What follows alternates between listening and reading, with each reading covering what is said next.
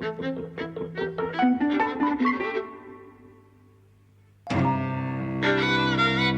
and welcome to Eavesdropping at the Movies. I'm Mike. And I'm Jose.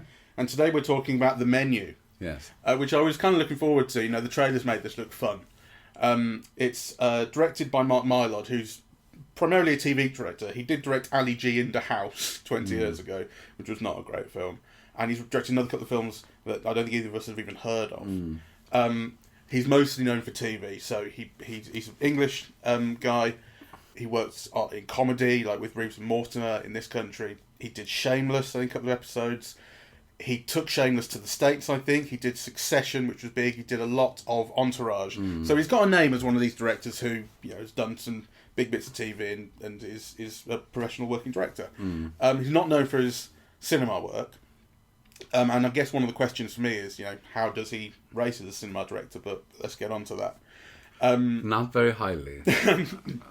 I don't think so either, but the film is about a very exclusive, high-end restaurant. It's on an island. You go there, you don't have mobile reception. Everything's taken care of. It's $1,250 a head. You know, it's the most exclusive thing.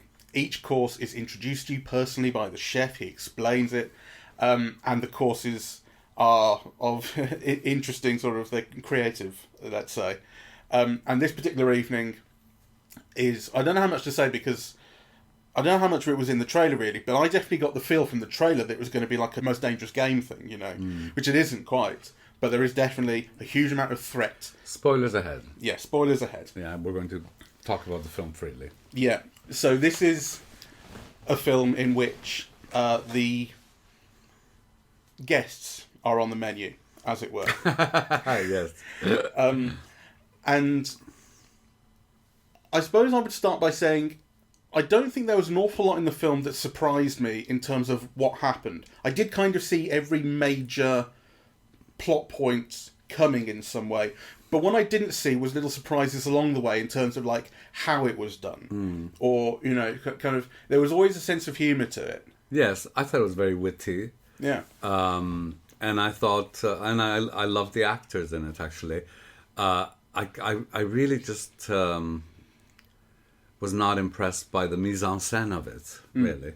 So I suppose, you know, part of the director's job is, you know, fine-tuning that screenplay or adapting it to his needs, and certainly kind of, you know, helping these actors get those performances, so he deserves credit there. But I thought I hated the look of the film. I thought it was too grey. Yeah. I mean, I think this is a comedy. It's a black comedy, you know, but I think it requires a different intensity of colour rather than this muddy grey look it has throughout. Yeah, it kind of comes from the aesthetic of the restaurant in which it's set, which has this kind of ultra-modern, colourless aesthetic, but it doesn't have to, right? It could do something else. Exactly. You know, and it is a comedy. Yeah, it's a black comedy, but it's a comedy. Yeah. So I think, you know, they're not helping themselves by lighting it in this way. So, I mean, I did like, you know, some of the production design, like at the end when they do the pudding, and they shoot it from overhead. I thought that looked fantastic. So it's got, you know, brilliant ideas, and I think it is very witty. And, you know, it's certainly like a social critique, and it operates kind of, I think, quite well as that, you know. It's a contemporary satire of, you know, foodies in, you know, a world of environmental and social collapse, right? So, you know, those things kind of come off, but it didn't quite convince me. I expected it to be quite dumb. Again, this is just from the trailer and from my impression of what I thought it would be. I expected it to be quite dumb, and I don't think it is, but I don't think it's very smart either. And what you say about the kind of social critique and the idea of the elites who are the patrons of this restaurant, who are being victimised by the chef, who's kind of having his revenge on all these sorts of people, is as banal as that gets, right? It's not that, it's like, it's there, but it's not that smart. And I think it's helpful that the film doesn't kind of lay it on too thick. It's part of what the setup is, really. You get it and it doesn't lay it on. Actually, what it's really doing is making it a personal story about this chef in particular. So it's not just that he's got a bunch of hoity-toity, upper-class elite, such and so. It's that he has something personal about each one of them to some degree. I mean, the guy, like the bankers who work for the angel investor who supports the place, like why them in particular? It's not, you think why them in particular is the question. I thought it was because they were robbing. Right, but he's also killing the angel investor, which we see. So why if he's exacting revenge on this guy and these guys are robbing from the guy he's killing, why is he interested in them? You see what I mean? Yeah. It's kind of Maybe I missed something. One or two things like that aren't that clear, but what you say about the way that final course is presented, where they turn the whole restaurant into a fancily done up plate with sauce going around the floor, is great, and it's really funny. It's quite beautiful. That's the kind of thing I'm talking about, where it's like, I did see this was coming, especially because they said everyone's going to die. And the question is how. And, you start to get the feeling that it's going to be, the film is going on for so long and so many people haven't died, they're going to have to do it quite quickly. But the question of, making them into a big marshmallow fire to make them all into s'mores is the creative, twist on it that I didn't see coming. The thing about the tortillas. So they do a thing with tacos, and the tortillas everyone gets have been laser printed with photos of them. Yeah, exactly, with their sins, with their secrets. So you've got the guy who cheated on his wife with the escort. You've got the bank guys who you see the money they've been embezzling. And you also see the photos of the Nicholas Hoult character who's been taking photos of the food, which he was told not to do. So they've very recently printed these tacos. And again, it's like, you kind of knew that something along these lines had to come. You knew that there would be explanations for why these people are here. But that they've printed it on tortillas is a beautiful idea that you had no clue like they would do something like that. And it's a wonderful surprise. It's a great joke. Yes. Yeah. I think the film missed an opportunity on pace, right? So, there are a lot of elements in the film. Yeah. The announcing of the menu, the way that the whole kitchen staff is so concentrated and returns back to work, and the Chinese lady, and how her kind of harshness in interacting with the customers, right? Lubitsch would have made that, a kind of a centerpiece. You would have had 25 laughs out of that just from the rhythms of the call and response, right? And this is all wasted. So, you know that they all respond like machines. Get to work. They all get to work. Yes, sir. Yes, chef. But nothing is made out of those rhythms. Yeah, a better director would have made that into comedy. Right? Yeah. It doesn't. It gets some effects from the way it's timed and edited. The thing about the chef that Ralph Fiennes plays him, starting each course with a clap. Yes. And everyone is stunned and shocked, and all the cooks put their cutlery down, everything goes quiet.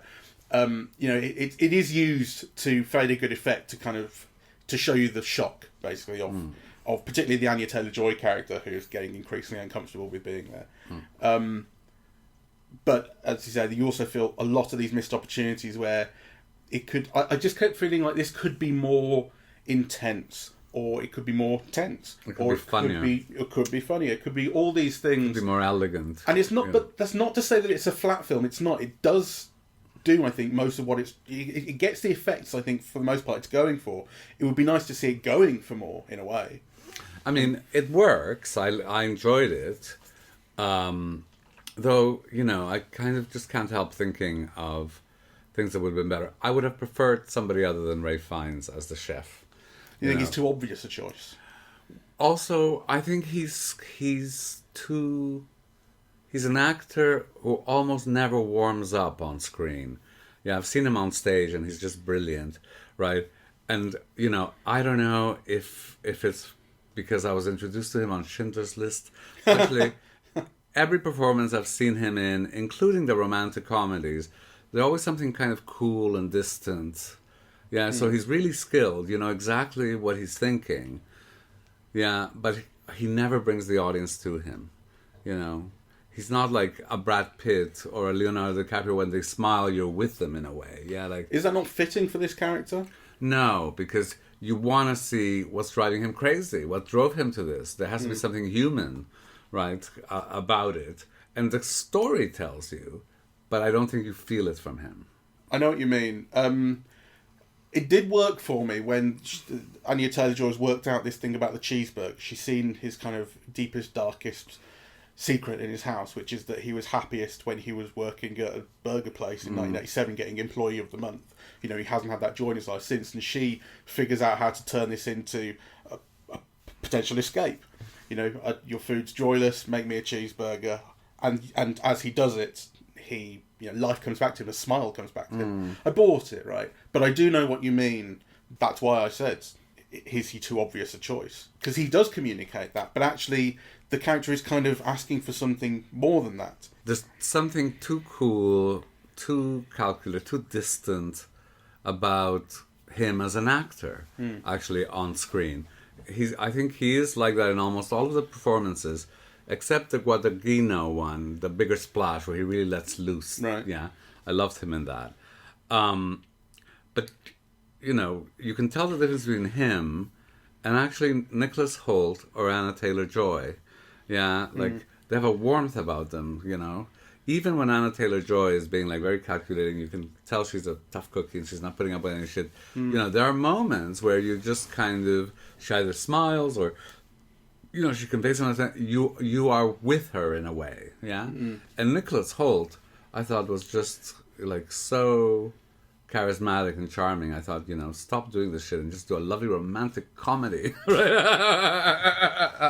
He'd be so great, right? He's such a leading man. He's so gorgeous and good, yeah, and warm, you know. So I think, to me, they were an interesting contrast to Ralph Fiennes, really, who I do find, he's very expert, yeah? He's got great technique, yeah, but it's almost like he's overthought, and it's just, there's something, you know, you never get to know him. Yeah, so what you find out about his character is what he gives you, but actually it's like, you know, it's always the character. It's never like, you never get the feeling that you know all these things about Ralph Fiennes, or or he brings all these qualities that then you discover through the performance. He just gives you what the performance requires, and he's very expert at it, but it feels mechanical and distant to me. And that's kind of why I think I don't really buy the fundamental concept of the film, what is revealed to be going on, which is that he hates all these people for being what is wrong with the culinary experience today, with food today.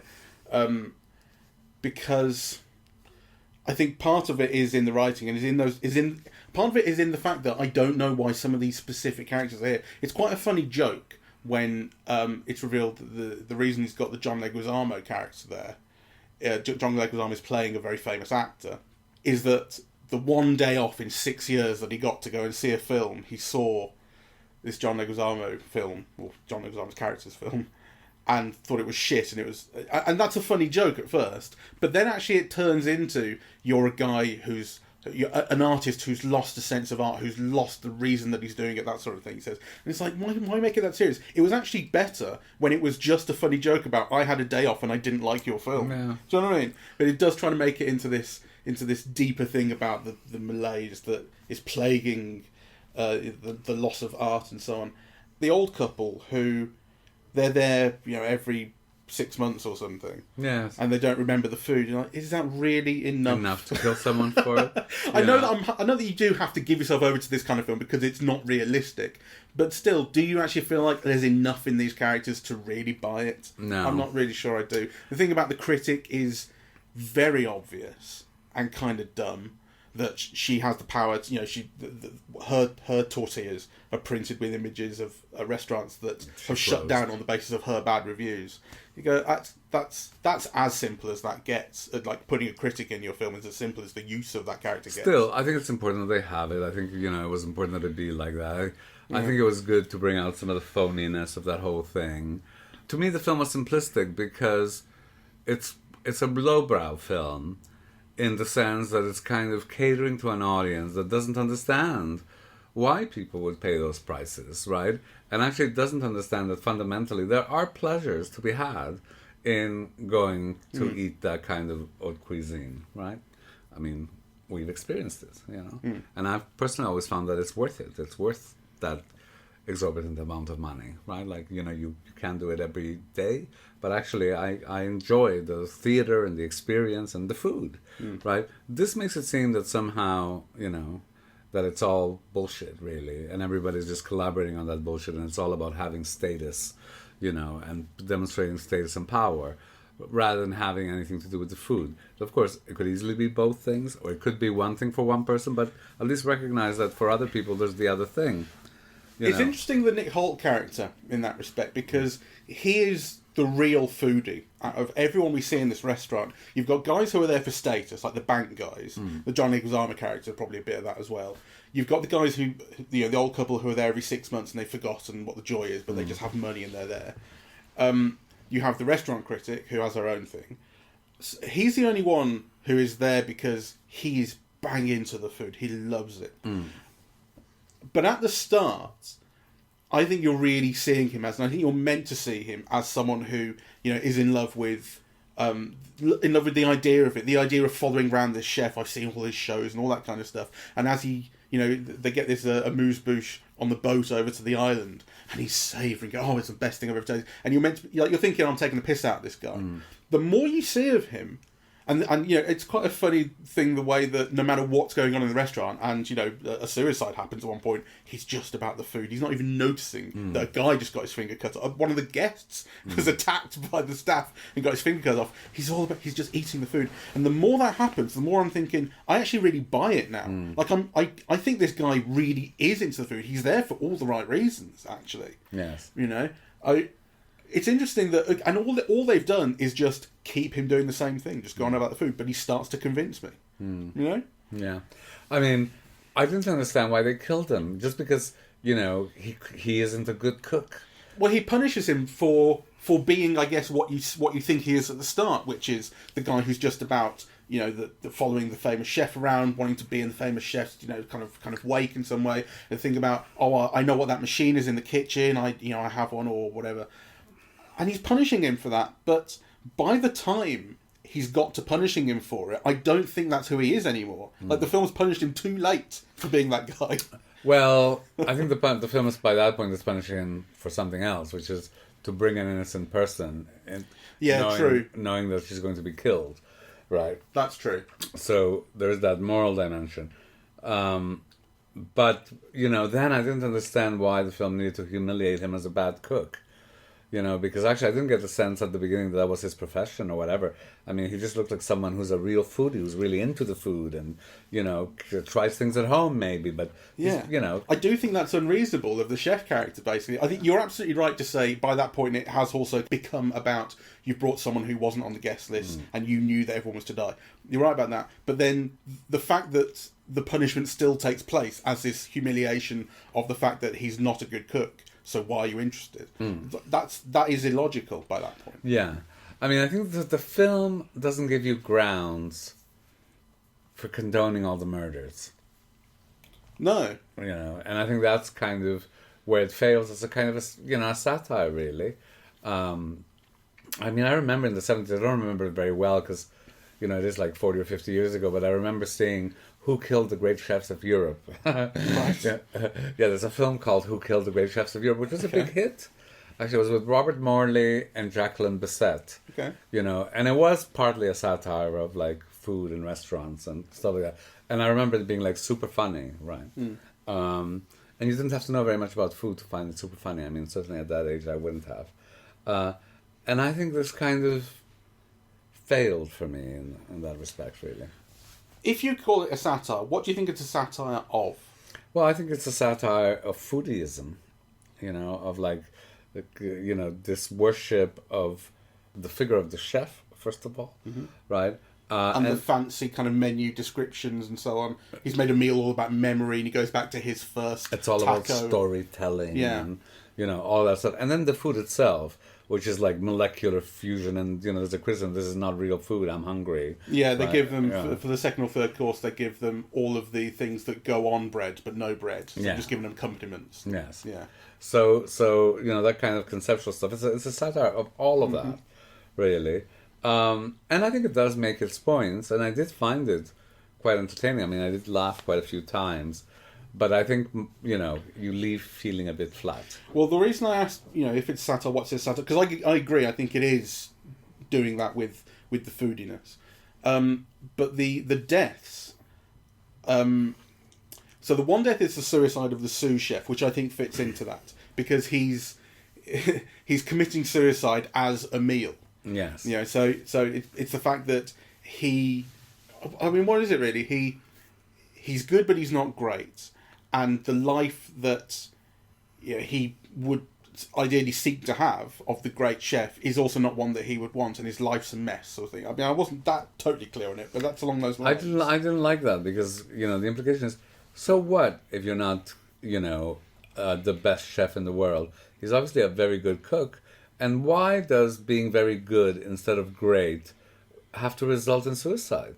I mean, if all of us who, weren't the best at something had to kill ourselves, the world would be left with nobody. Would be left with 5 or 6 people. Not everybody can be the best. So actually, the logic of that just didn't work with me. And I agree with that. I didn't find it funny. But it did go in. It does at least kind of match to some degree the idea of it's a foodiness thing, like the way that he's made his suicide into a Ponzi meal at a restaurant. Yeah.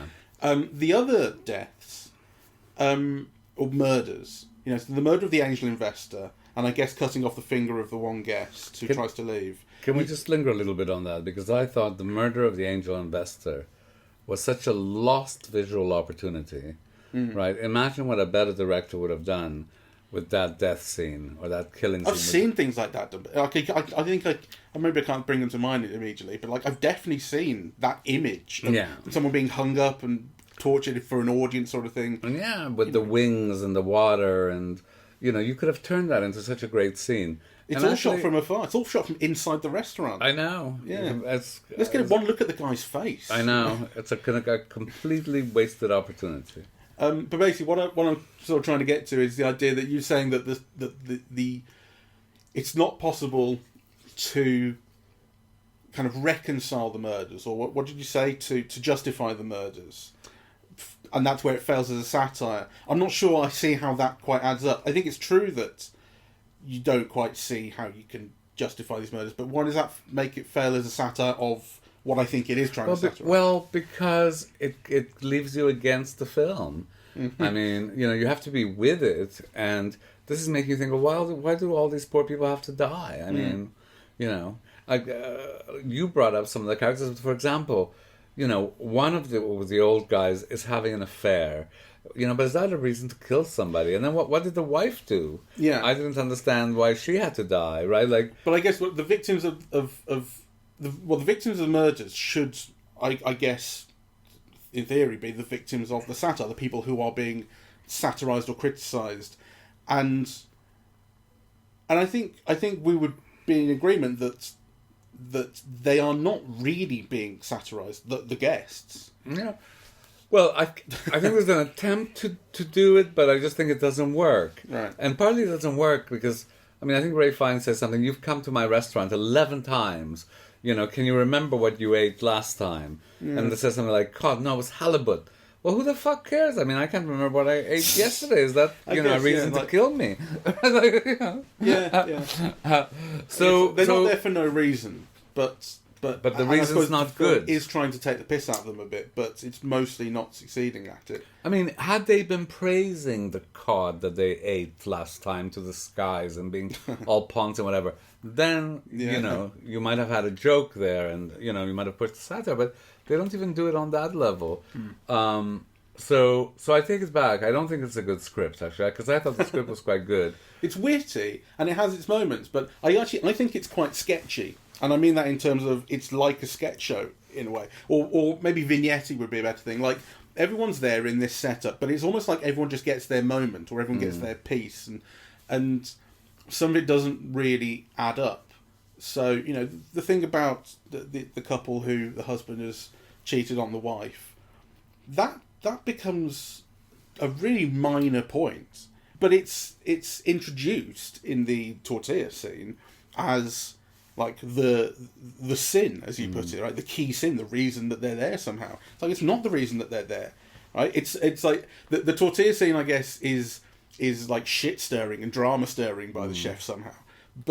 what he's put on his tortilla, which is this image of him cheating on his wife, is not the reason that the chef wants him there. Exactly. You know.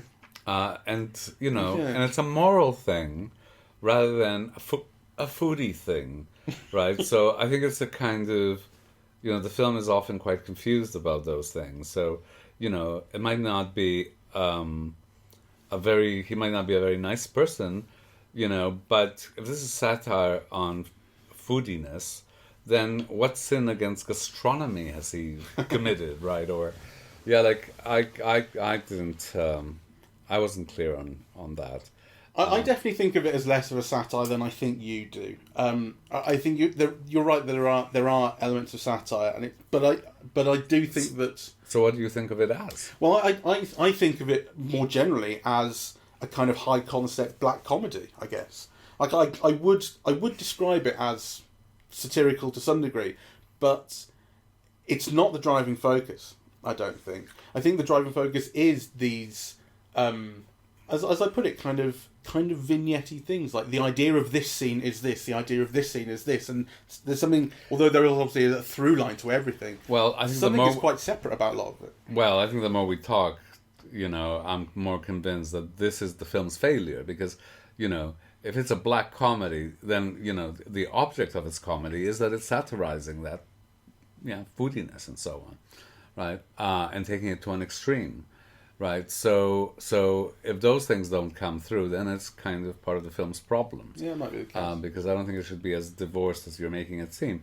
And actually, the vignettiness of it is also, to me, part of the problem, because, and I don't quite know how to put this, and maybe I'm just saying this because we saw all his television credits, but I think that there was an over-reliance on the dialogue, to convey information about the characters. There's not that many characters. I mean, we're basically talking about, 3 or 4 little groups in the restaurant? Probably 5, I think. The rich couple, the critic, Nick Holt, and... John Leguizamo and the bankers. That's 5. Okay, 5. Yeah. You should have had deeper interrelationships amongst all of them. It should have been more cohesive. The object of the satire, the relationship to the food, the reason for being there, all of that should have been a lot clearer, right? So I think this is what you mean by sketched in, but I also kind of see it as something that I associate with episodic television. Yeah, because in episodic television, you always have the next chapter. You can always fill in. Yeah, maybe episodic television is the wrong word. Yeah, it's like a series. When the story continues throughout the whole season, right? You can always deepen and so on, right? But actually, kind of in film, you can't. Yeah, you have like 90 minutes, 2 hours, and so things have to be condensed and they have to symbolize, and you need nuance, and and I think the film lacks all of that. What I mean by sketch is more the idea that the way that things kind of come up and are dropped quite quickly. So the tortilla thing, for instance, like is right there. It makes all the sense in the world, and then it's dropped, and a lot of it doesn't really come back. Probably the best example is where they take the guests outside and they say the men have got 45 seconds to run. This is because this was in the trailer, and this was where I thought, oh right, it's the most dangerous game, right? They're going to hunt them down, sort of thing. And also, what happens then is that they do hunt them down, but it's a very short thing. What happens is they get them all back, and the last one to be discovered is given a prize of a dish. It's the last one to be and then such an ill-conceived scene. And then they come back to the restaurant, and it's like it never happened. So that's what I mean. Like it's like a sketch show. Like this sketch is this, and now we move on to this, and forget it ever happened. Nothing. That's kind of what I mean. It's like, and it was fun while it was happening, and the joke at the end of it was lovely. But then it was gone. Yeah. And I also think that was a missed opportunity. I wanted like some chases or some drama, some surprise, some action, right? I mean, you could have used that to go in that direction for 5 minutes or something, right, before returning to the restaurant. No. It's like, absolutely lack of imagination, very flat. So. Despite that, right, because we are basically criticising this film from head to toe, I was engaged pretty much the whole way through. there was maybe one point where I thought, okay, it's going on a little bit, where I think the chef character was saying something about his past or something, and it was just losing me for a minute. But mostly, I was interested. I wanted to see what would happen next. I wanted to know what the next dish would be. The film's presented as a series of dishes, and it gives you these fun, the name of the dish and the ingredients. The ingredients are sometimes very unusual. Yes, sorrow and despair. Yeah, exactly. So, you do want to know how it goes, and I was engaged the whole way through. It was never interesting enough visually, which is a huge problem, because it really has the opportunity. Like, we're going to see, I hope, we're going to see Knives Out, the new one. No, for sure. And, the way that Rian Johnson will film that, the way he filmed the last one, he does find interesting things to see in a room full of just people talking. Yes. He would have done something very interesting with this, or very heightened. Yes. That's what this film kind of needed. It needed some intensity somehow. You needed to, in a way, I don't think it takes itself seriously, but it needed to somehow take itself even less seriously. Like, it's still trying to do, as you said at the start, it's just grey. It has this ultra-modern aesthetic that it's just buying itself into and not doing anything very interesting with it. It needed to have more freedom with all of that. Yeah, so, I mean, my view, basically, in a nugget, is I had a pretty good time watching it, but actually, as soon as you begin to think about it, all you see is faults, really. Yeah. So, 5 chuckles in search of a film or something like that, really. Yeah. Kitchen nightmares. All right. Well, thank you very much for listening. We are Eavesdropping at the Movies, and we are on Apple Podcasts, Audible, Google Podcasts, Spotify, SoundCloud, and YouTube. On social media, we're on Facebook and Twitter, and the website is eavesdroppingatthemovies.com. Thank you. Bye-bye.